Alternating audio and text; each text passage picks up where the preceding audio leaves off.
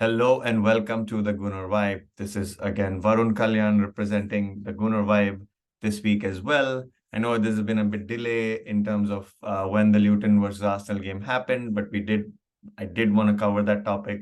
Also, do a little bit of pre-read of the Aston Villa against Arsenal game in a few hours. So sorry for the delay, but again, we are back up and running. So let's go into the same format as we do as always. The starting 11, and then the first half analysis, the second half analysis, and then, of course, the final result and what it means for the Villa game today. And I also waited actually for all the game week 15 matches to happen, especially the Man City game. And I'll give you a little bit of alignment on that as well with our game into Villa Park in a few moments. So I think the starting 11 back four is a very solid back four. I think Arteta experimented. The only difference was, I mean, we knew that Tomiyasu was injured with a calf problem and he'll be out for a bit. But I think we have a solid replacement in Ben White, or in fact, Ben White can play any location in the back four. So that versatility is really important. And Ben White is exactly that. On the left side, I think Arteta has just given a breath of fresh air to Jakub Kiwior, because we have noticed a little bit of mistakes and complacency from Zinchenko on the defensive side. So that's a welcome experiment. And I think also with the thick of three games in like 7 days, I think it's good to rotate the squad a little bit. And I think the front six is what I want to talk about, is where I think Arteta now, with everyone available to him that he needs to have available, is the strongest front six, right? So the base of that front six is, Rice as a pivot, and then I think Havertz as a false nine, but he's slotting in that midfield three with Odegaard, right? So Odegaard kind of does the creative funneling and like passing, whereas Rice has that ability, which we saw in the Brentford game. And then we also saw in this game itself in the second half, which I'll cover in a bit. And then I think the front three, Jesus, he brings a different dimension, right? He does score goals, but also the link up play. He kind of reminds me of, what Lacazette used to do, and, or what Dennis Bergkamp used to do. He brings a little bit of that Dennis Bergkamp. He drops in deep, he pulls in the midfielders up, he connects the play very well, right? So sometimes he's more of a goal provider, just like Bergkamp. And I think that also brings him a lot of joy, which is a great skill. And then, of course, on our wings, we have the best two out there, like Martinelli and Saka. So I think the front six looks the strongest with what Arteta has, and I think they're clicking. I think that's what was not happening in the first 13 games or so. But now we are seeing actually Arsenal, instead of going as a steam train last season and then capitulating in the last business end of the season, they've actually intentionally started slow, but they've been grinding out results. I think that is the major difference between Arsenal of this season and Arsenal of last season. They are where they're supposed to be in the top 2 or 3. They are there, and nobody's getting complacent. Nobody's getting too hung up on, title challenge as of yet, which is the best thing to do. So going into the first half, I think we started the game off really, really well, and we got the initial goal, Saka being the provider, and then, Martinelli, doing that quick flick and, going into the lead. But then there were a lot of individual errors. I think the 3 goals we conceded, 2 were like individual errors, unfortunately, from Raya, one from the corner, which he didn't collect.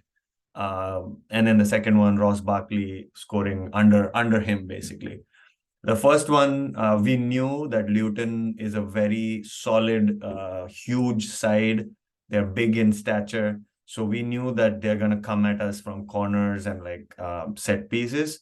And unfortunately, 2 out of the 3 goals were from set pieces. So I think we need to, yes, we got away with it. Tottenham barely came back with a 1-0 win from Kenilworth Road. Liverpool actually barely drew in the 95th minute. If you remember, Luis Diaz scraped through that equalizer a couple of weeks ago at Luton. So by no means Luton just coming from, promotion, that they were an easy task to handle. They're a difficult proposition, and Arsenal somehow found a way, which is, I think, for me, sign of champions, right? Or to be champions. So it was very even first half. It was 2-2, and then they went up 3-2 in the second half. Jumping into the second half now, I think Kivior was then replaced by Zinchenko. There was a little bit of changes. Trossard came on for Martinelli, but we kept our shape. And I think in the second half, even though we went down 3-2, we immediately responded with Kai Havertz. Again, he is now, I was actually one of his skeptics, truth to be told, but he has shown me that no, Arteta has a vision, and he has actually he has brought that vision into fruition. So he's got up and firing. And I think his role as a false nine, bringing in that second big striker to Gabriel Jesus, is actually what Arteta had in mind. And now I actually see what is doing and why is it working. So we saw that work against Brentford. We saw it work against Luton, and then he got the equalizer, right? So once the equalizer was there, I think at a point at minute 96, as Arsenal fans, we were all thinking this is it, right? Today 2 points dropped, and like the rivals Liverpool and Man City were going to play a day later, can go and capitalize on on our result. But then there comes our big money signing, Declan Rice. Rice has been such a breath of fresh air, in my opinion, to the Arsenal camp, not just in terms of his performances. He's literally got man of the match on almost 5 or 6 of these in the past 15 league games, but he's also contributed to very, very key moments in this season. Quickly rewinding, we were 1-1 against Man United at home. Rice comes back with a winner, 2-1 in 96th minute.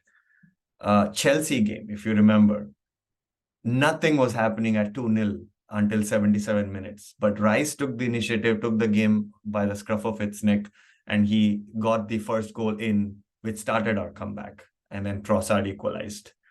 And then this is another game, at least that sticks to my mind, where he was directly involved. He's indirectly involved in almost every game, but directly involved in this winner basically shows our mental strength and depth. I think this is where we lacked last season. And I think Arteta has got the right guys this season. He's brought in winners. Rice is a winner. He's like literally, he captained West Ham to the Conference League, Europa Conference League champions, run. Havertz and Jorginho have been there, done that before with Chelsea, and Jesus and Zinchenko has been there, done that with Man City in different competitions. And I think that's what he's brought in, right? Like Partey has done, even though Partey has been missing this season, Partey has been there and done that with Atletico Madrid, right? So these winners bring that winning mentality. And I think Arteta has slowly assembled a team of young, really spirited, focused on the challenge up given to them by Arteta. And I think they're all clicking. And I think the clicking at the right time is very important versus last season. We clicked way too well last season early, and then we kind of tapered off. But right now, we started slowly and we're starting to click at the right time. And I hope we continue on this. And then I think we will be there. I'm not going to say too much in terms of who's going to win it right now. It's too early. But I'm going to say we have a shot at that. And Spurs, to cover the other results quickly, Man City's loss against Villa was a great positive for us.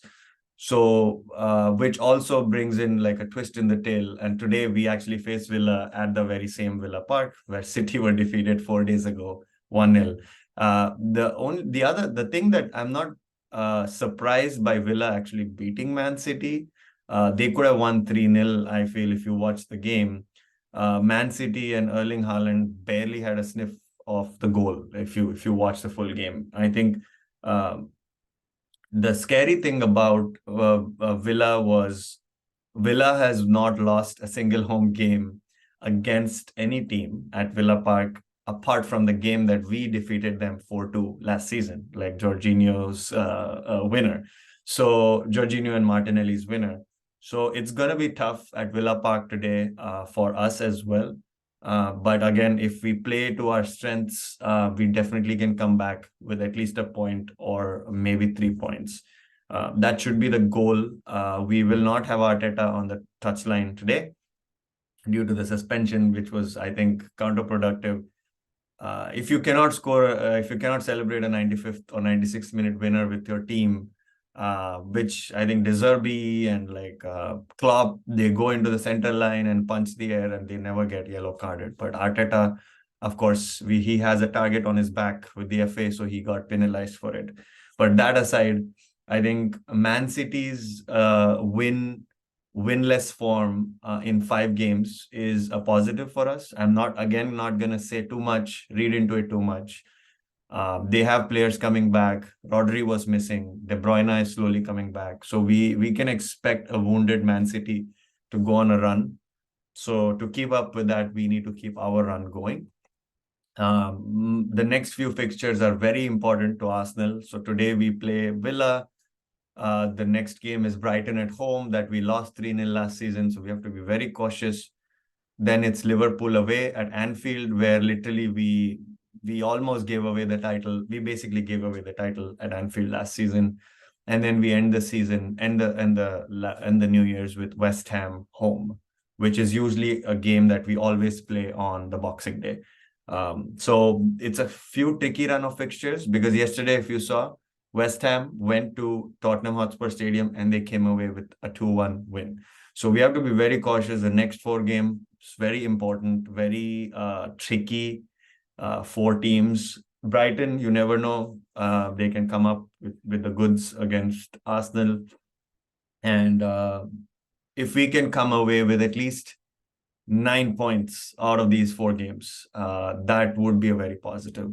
So that 9 points, can be, 3 wins, or it could be 2 wins and 3 draws, or like something like that, or like 8 points in that scenario. So the goal should be a maximum of 9, and even beyond that should be positive. Should be the game plan for Arteta and his men. So hopefully we do that. Excited for the Villa Park game today.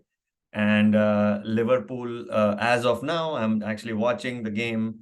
Liverpool are actually, let's see what's going on here with the Liverpool game very quick. So Liverpool actually equalized. Crystal Palace was like ahead with 1-0, but they got a red card for Jordan Ayew. But Liverpool have just scored the equalizer through Salah. So it's 1-1, but potentially 2 points drop for Liverpool. Fingers crossed. And let's see how we go into our game today. And I think City tomorrow play Luton. So City will have a run against the same team that we had 3 days ago. And then we basically swapped the opponents in the same 2 stadiums. So really, really, really interesting run of games coming up. And then Arsenal play PSV Eindhoven in 3 days. But I'm not worried about that since, we have already qualified. We can give other players a little bit of a run. But let's go and win this game today. And the Luton and Arsenal game was just over the moon for the Gunner fans. And keep you guys posted. And I will see you in a few hours with the post-match analysis of Villa against Arsenal. Hopefully we come back with 3 points. And I hope to send you a positive message. This is Varun Kalyan. Thank you for joining Gunner Vibe today. And I will talk to you guys soon. Take care and bye-bye.